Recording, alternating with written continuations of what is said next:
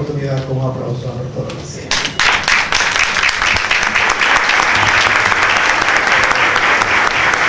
Importantísimo en la enseñanza de la lengua es el aspecto pragmático, porque muchas veces se dominan las teorías, pero para que esas teorías puedan funcionar adecuadamente tiene que dominarse el componente pragmático de la enseñanza, que en sentido general remite a saber crear, producir los actos discursivos adecuados al contexto adecuado. No solamente no todas las personas hablamos igual, sino que nadie debe hablar igual en todos los contextos. Y eso es un aspecto que tiene que ver con la pragmática. Por ejemplo, en la conferencia de ahorita se planteaba de que no siempre se pronuncian las S, pero hay contexto en que se espera que las personas pronuncien las S, que si usted no la pronuncia la gente se decepciona. Y eso hay que saber, ese es el aspecto pragmático. Digamos que en sentido general es así, que debemos tener una conciencia lingüística suficiente para saber que la lengua, nadie la habla. Yo digo que la lengua se parece a Juan 3:16, de que nadie va al Padre sino es por medio de Jesucristo. Nadie va a la lengua sino es por medio de un dialecto. Nadie habla la lengua en ese sentido. Es una pretensión, es una muestra de ignorancia creer que yo hablo la lengua bien, que mi grupo habla bien, que esta es la lengua, como decía Orlando Alba, porque la lengua se domina a través de algunos de sus dialectos.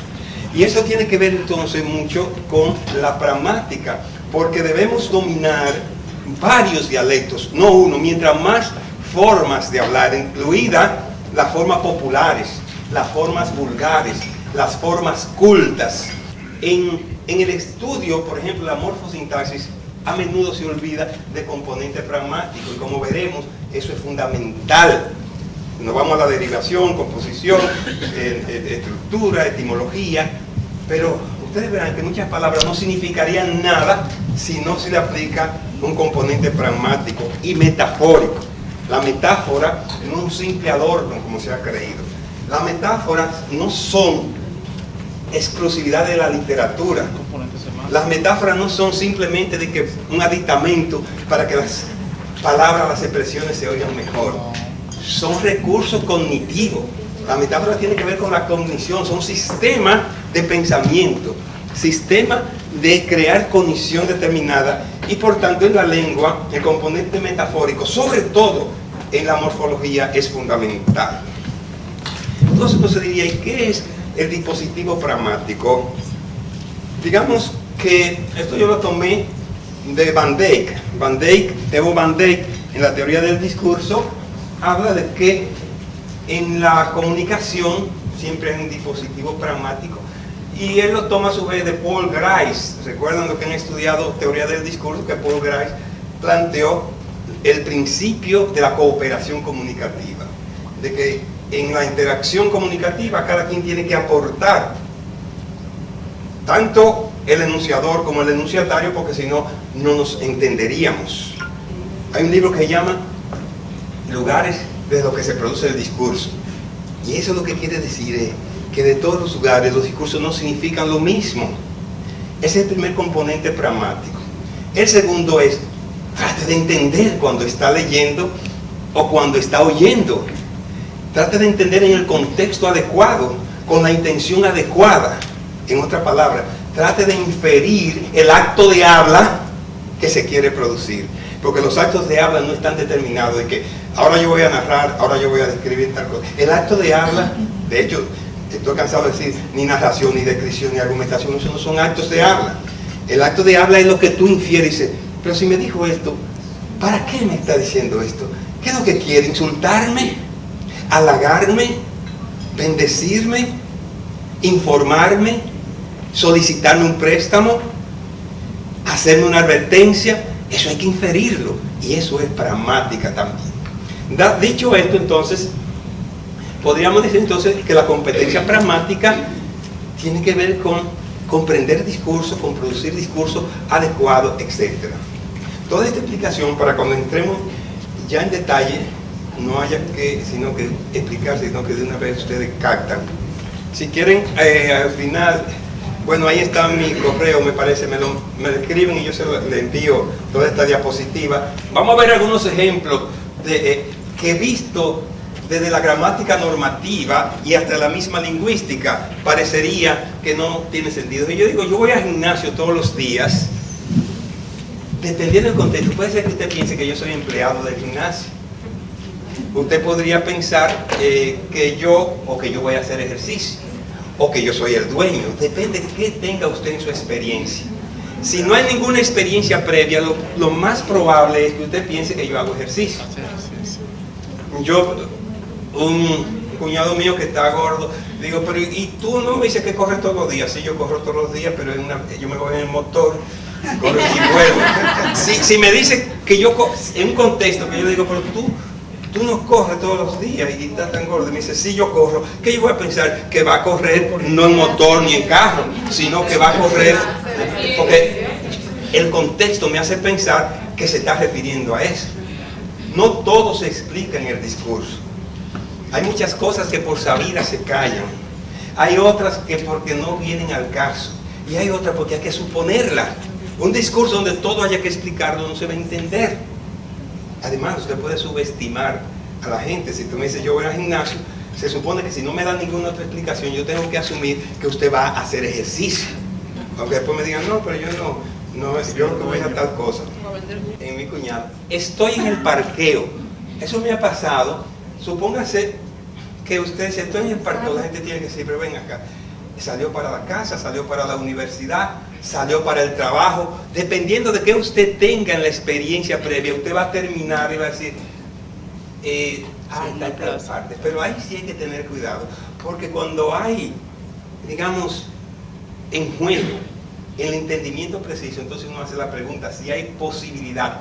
Supóngase que se lo diga a su compañera o compañero, pero resulta que hay 3 posibilidades de parqueo, porque donde trabaja se parquea, en la casa hay parqueo, pero también ella va al gimnasio y al parqueo, y por la hora puede ser que se haya retrasado o que no haya ido al gimnasio y se haya ido al trabajo. En caso de duda, entonces se precisa, porque el que está hablando está asumiendo que tienen el mismo marco referencial y que está confiando en su capacidad. Por eso yo hablo incluso de una competencia pragmática, que no lo tratan los libros, pero si hay una competencia que hay que enseñar bien en la escuela, es la competencia pragmática. Hay que trabajarla, enseñar a las personas a no decir más de lo que tienen que decir. Que le hacen una pregunta, entonces quieren dar una charla. Entonces, digamos que la competencia pragmática consiste en hacer ese aporte de acuerdo al contexto, que cada quien no solamente está comprometido en la producción discursiva, sino que uno asume que va a aportar. Toda comunicación discursiva está cimentada en un rejuego de inferencias y suposiciones. Si usted me hace a mí una pregunta, yo supongo que usted supone que yo sé contestarla, si no, no me la haría. Es una serie de suposiciones. Por eso hay preguntas que ofenden. Porque sí, ¿qué está pensando este? ¿Y qué es esto? Porque usted, y aunque no lo sepa, usted parte de una serie de suposiciones, y en base a esas suposiciones usted también hace inferencias y toma posiciones. Por tanto, no es tan simple así como, entiendan. Hay una serie de transacciones en la comunicación discursiva que hay que tenerla pendiente, y que todo eso tiene que ver con la pragmática. Ahí están todas. Entonces vamos a hacer esa parte de la pragmática porque está ahí, y para poder entonces interactuar, que ustedes den algunos ejemplos. Entonces diríamos que la competencia pragmática es imprescindible para desenvolverse con éxito en la comunicación. Yo diría que también en la docencia, sobre todo en la docencia. Fíjense que el discurso docente es altamente reiterativo, pero eso tiene su explicación. Es que tiene que ser así. No es lo mismo con un discurso de un maestro en el aula, sacárselo del contexto y ponerlo por ahí, porque en el aula se necesitan las reiteraciones, la insistencia, la puesta en relevancia de algunos aspectos. Incluso yo no creo que eso sea machacón, sino que es un recurso didáctico, porque cuando uno está explicando, uno mira a los estudiantes, se da cuenta que hay algunos que todavía están un tanto dudosos, y ese feedback es necesario. Entonces, el discurso de los docentes es y debe ser reiterativo desde el punto de vista pragmático, pero también es bastante explicativo, también es bastante argumentativo. Solo que las personas creen que argumentar es como un tipo de texto. Está de moda eso de texto argumentativo. A mí nunca me ha cuadrado eso, porque yo creo que la gente lo que necesita es estrategia de argumentación. A usted lo pone ahora mismo, escriban un texto argumentativo y tendrán problemas, porque la lengua no funciona así, ni el discurso. Escríbame 4 metáforas, tendrán problemas. La lengua no es así. Escriban esto, busquen tantos recursos, y usted sabe de que acá saca recursos y no aparece, sino que la gente tiene que saber. Es más, hasta un ejemplo es una forma de argumentar. Contar una anécdota es una forma de argumentar. Contar una experiencia. De hecho, hay un filósofo contemporáneo, que fue mi director de tesis, ha venido al país, Salvador Manuel Maceiras. Él escribió un libro que se llama La experiencia como argumentación. Cómo la experiencia es una forma muy potente de argumentar. Por ejemplo, en el campo nuestro, los profesores, la experiencia es fundamental para usted explicar, para usted poder... Yo veo muy bien que un profesor escriba un libro sobre su experiencia didáctica, porque eso puede servir. Eso es investigación. El profesor de hoy es un profesor que investiga en el aula.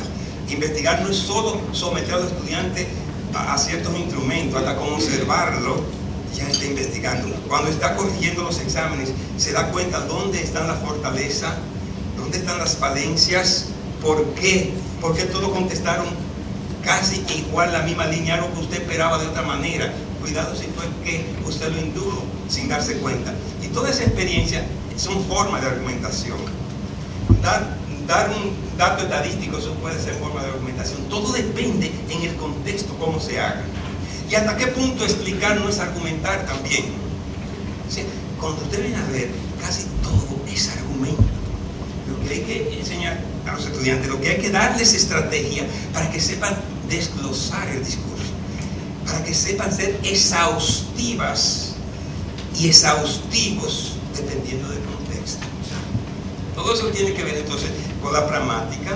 Entonces, el dispositivo pragmático lo vamos a explicar más adelante con ejemplo en el proceso de semiosis morfológica, o sea, en el proceso de producirle sentido a las palabras, por ejemplo, compuestas, a las palabras derivadas, etc.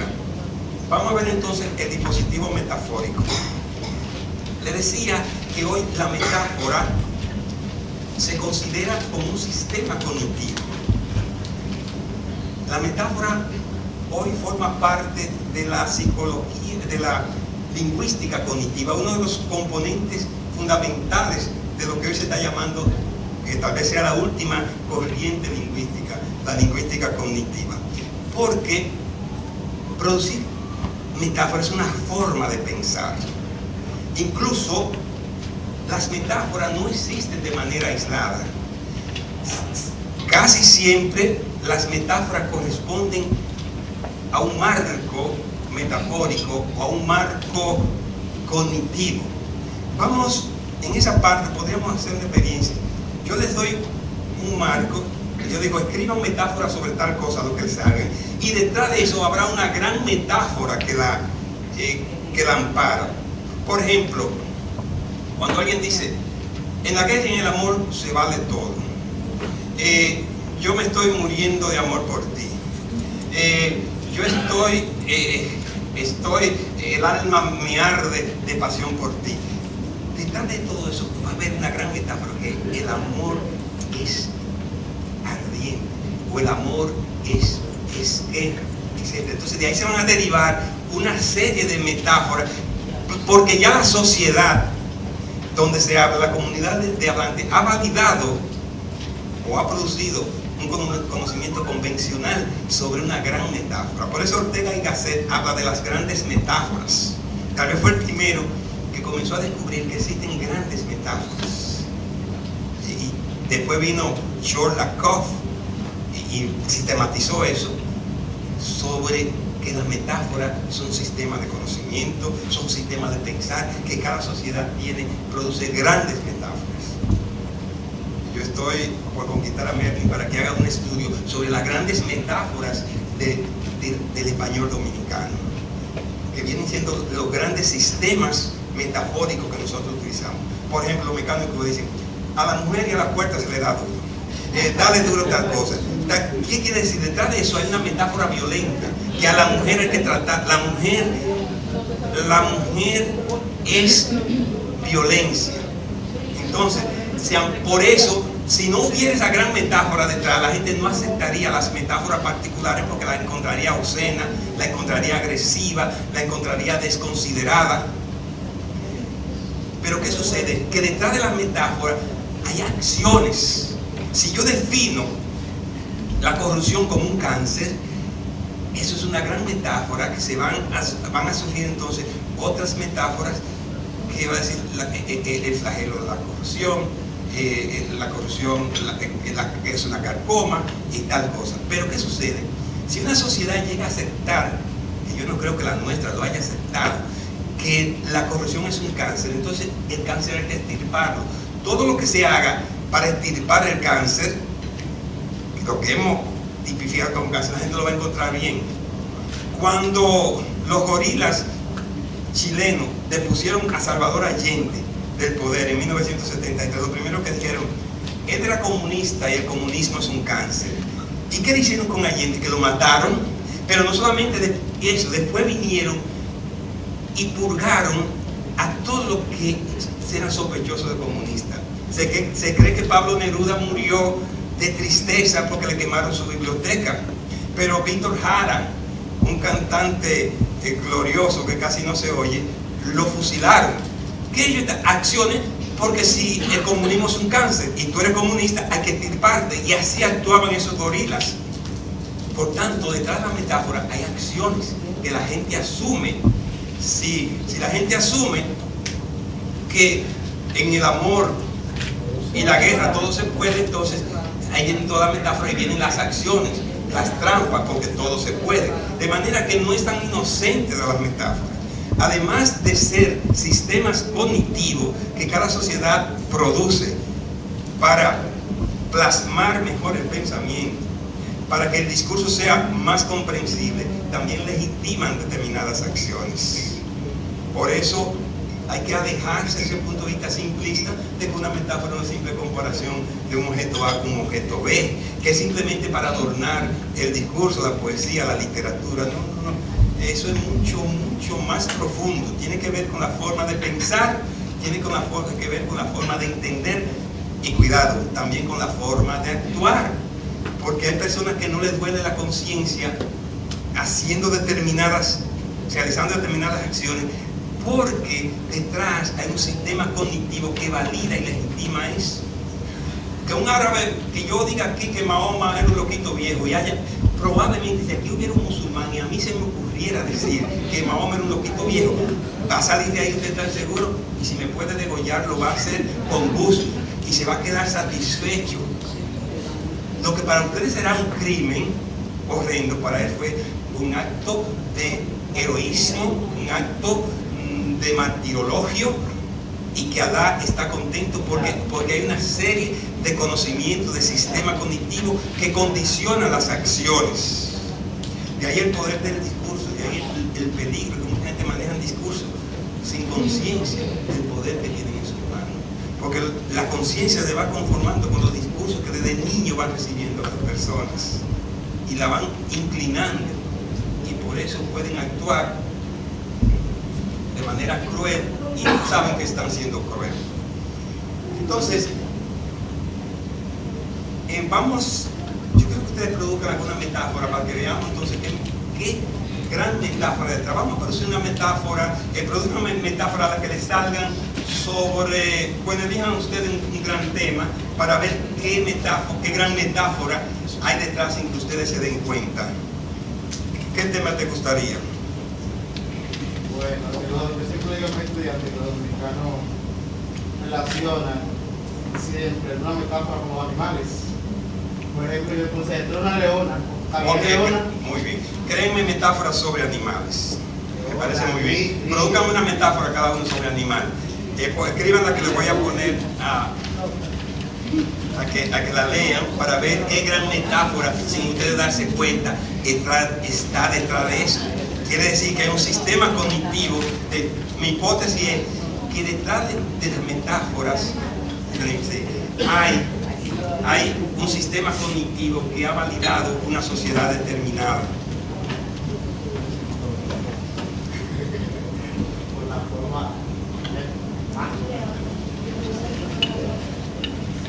Lo que les haga, no importa que sea ingenuo, porque yo sé lo difícil que es que te agarre, porque fuera de algo puntual, incluso no funciona así. Incluso el cerebro se va creando cierta sinergia en la medida que hablamos o escribimos. Vamos a ver, maestra. Ese hombre es un tigre, se la comió. Ese hombre es un tigre, se la comió.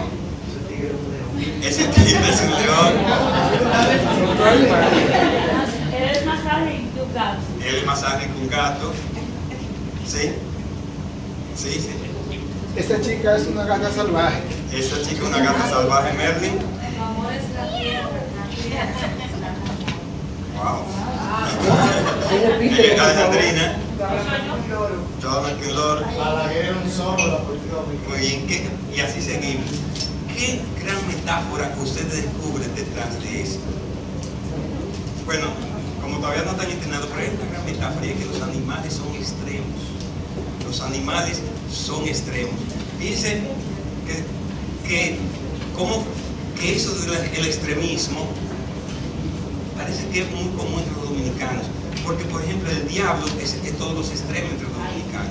Tú eres más bueno que el diablo, tú eres más malo que el diablo, esto está más caliente que el diablo, esto está más frío que el diablo, hay más muchachos que el diablo, es gran metáfora, todas son metáforas con el diablo. Ahora, fíjense que aparentemente hay metáforas contradictorias. Si no hubiera un sistema cognitivo detrás, que es el diablo es extremista, el diablo es el extremo, entonces no tendría sentido. Fíjense que sucede también con la temperatura, dice, pero todavía está fresquecito, está calientito, y es lo mismo. Frío y caliente en un sistema metafórico, ven acá, pero dinero fresco, dinero caliente. ¿Qué gran metáfora es de que la temperatura es sinónimo de tiempo?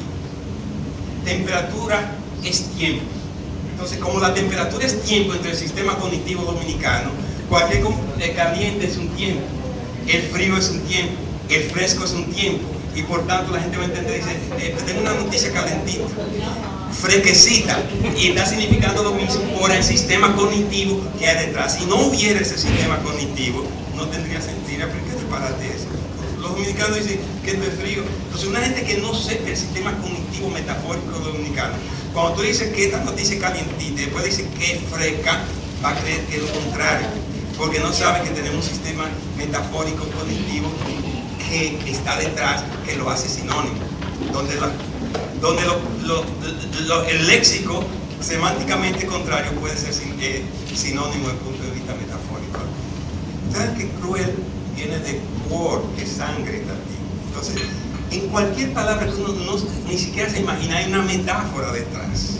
Cuando uno le está explicando a los estudiantes, ya, pero tú eres cruel, pero hay una metáfora donde hay sangre, hay crueldad, una gran metáfora para que cruel pueda significar una persona,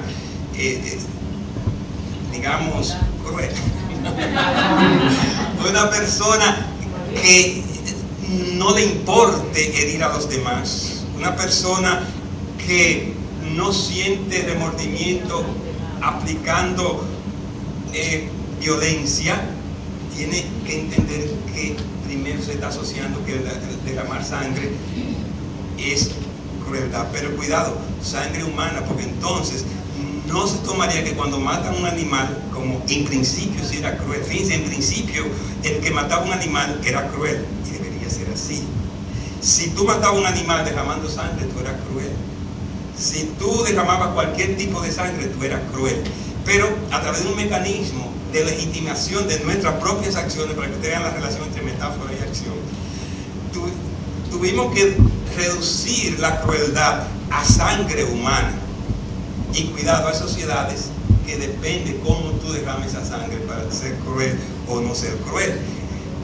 Porque en la base de cruel está la etimología cruor. Entonces, en el momento que hubo un combate incruento, quiere decir que no hubo sangre. No es que no fue cruel, eso fue incruento, que no hubo sangre.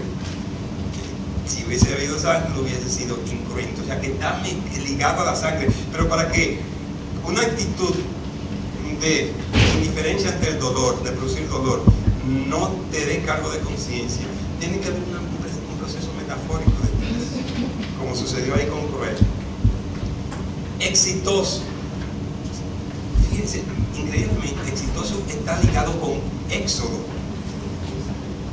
Con exit en inglés todavía uno ve exit, salida. Pero entonces, ¿cómo va simplemente salida? Exitoso viene de éxito, y éxito viene de exit del latín, y es la misma raíz de éxodo y del exit del inglés, y en toda está la idea de salida. Para que éxito pueda tener algún sentido, tuvo que haber un proceso metafórico también, y pragmático. ¿Qué? Dice, salir. En el caso de éxodo, salir de la esclavitud. En el caso de un éxito académico, salir. Tienen que hacer exactamente. Tiene entonces que asociarlo de que salir de un nivel para llegar a otro. Por tanto, todo proceso exitoso implica una salida y una llegada. Y yo le agregaría que y prepararte para volver a emprender el camino, o sea, de manera ascendente. La palabra éxito desde el punto de vista metafórico, pragmático, etimológico, es muy bonita y se aplica bastante en la academia, porque ok, tú saliste del grado, éxito, pero saliste para algún lado, saliste para el posgrado, éxito, cuando saliste del posgrado, pero saliste para la maestría, saliste de la maestría, éxito para el doctorado. Y después del doctorado siempre seguirá estudiando. El éxito hay que verlo así, en un proceso metafórico. En la academia, el éxito no significa lo mismo que fuera de la academia. Porque fuera de la academia, el éxito es puntual. En la academia, el éxito es en espiral, es avanzando. Entonces, porque hay todo un proceso metafórico aplicado a contexto distinto. Y yo creo que incluso a los estudiantes así hay que enseñarles el éxito, como un salir para llegar y prepararte para volver a salir, y así eternamente, porque se ha descubierto con la neurociencia que siempre se puede aprender, que el cerebro siempre se está recableando, o sea, siempre está haciendo sinapsis, y por tanto una persona realmente envejece desde el punto de vista neuronal cuando deja de estudiar, cuando deja de leer, cuando deja de pensar. Por eso incluso cuando ya las personas están llegando a mi edad, se le dice, cambie la rutina para que el cerebro no se acostumbre, haz las cosas un poco distintas, al revés de como lo hacía, cambia incluso la ruta de irte a la universidad, coge otra, porque el cerebro ya se la sabe y no tiene que pensar, haz las cosas distintas. En nuestro caso tal vez no sea tan necesario porque vivimos leyendo, o sea, el caso colectivo, pensando y obligando al cerebro a crear nuevas conexiones. Se puede prolongar la juventud del cerebro en la medida en que avanzamos. Incluso yo creo que la vida de los autores es una vida irónica, porque mientras nosotros envejecemos biológicamente, los libros se renuevan, porque el autor cuando está vivo vive pensando. Estaba leyendo, por ejemplo, el último libro de Carlis de González sobre investigación lingüística. Es un libro joven, es un libro fresco, No es verdad que un joven de 30 años, 35, va a producir un libro más joven en términos de novedad, en términos de actualidad, que Carlisle de González, quien fue mi maestro. Fíjense qué ironía. El tiempo es necesario para la juventud intelectual. Pero no el tiempo por sí solo, sino el tiempo leyendo, reflexionando, discutiendo, asistiendo a eventos como este. No importa que usted esté preparado, siempre es bueno oír, reflexionando, escribiendo. Entonces, el cerebro rejuvenece y rejuvenece el conocimiento. Por tanto, es un gran error decir que ya es un viejito de 80 años. Si está leyendo, sus libros serán tan frescos y tan jóvenes. Más jóvenes serán sus libros que cuando tenía 60. Porque insisto, leyendo, estudiando, debatiendo, porque está actualizado. Uso de la organidad. También. Entonces, virtud. ¿Quién va a pensar que virtud tiene que ver con la virilidad? Virtud viene de viril. Por tanto, en principio, nada más éramos virtuosos los hombres. Porque la virtud era una fortaleza física del hombre. Con el surgimiento del cristianismo, el cristianismo le dio un giro metafórico y dijo que es fuerte el que tiene fuerza espiritual, tiene fuerza emocional, y como las mujeres normalmente tienen mucha fuerza espiritual emocional, las mujeres pasaron a ser más virtuosas que los hombres. Y así es. No es que yo lo quiera decir, la práctica que se hace en los estudios, se encuentra más proclividad a la virtud en sentido actual en las mujeres que en los hombres. Claro, no es que desproporcional, pero puede ser la educación, por lo que sea. Fíjense entonces que es un proceso metafórico. ¿Qué está detrás? La fuerza, la templanza, la constancia. Pero en vez de estar cimentada en los genitales y en la fuerza física, se cimentó en lo espiritual a través de un huelgo metafórico legítimo, que la lengua a cada momento lo hace, pero eso es morfológico. Por tanto, la morfología no puede enseñar simplemente virtud, tal cosa, termina en mood, que está bien, y lo otro. Yo creo que es bueno llevar a los estudiantes a descubrir qué hay detrás. Y incluso el diccionario de la Real Academia te da entre paréntesis el origen, y de ahí tú acabas de montar y dices, pues entonces esto viene de tal parte. Para los que no puedan comprar el diccionario fundamental de eso, que es el diccionario crítico etimológico del castellano y del español de Hispanoamérica. Es un libro de 8 tomos donde te cuenta la historia de muchas palabras. No la va a contar de todas, pero de muchas palabras. Pero hay que hacer un esfuerzo por descubrir, cuando estemos enseñando morfología o cuando simplemente estemos enseñando cualquier elemento o aspecto de español, si vamos a tocar lo morfológico, no dejarlo en la superficialidad, como que es un juego, esta palabra es derivada, es de primitiva, es de simple, tal cosa, sino que descubran que la lengua realmente retiene como una resina ambarina la historia misma de la humanidad.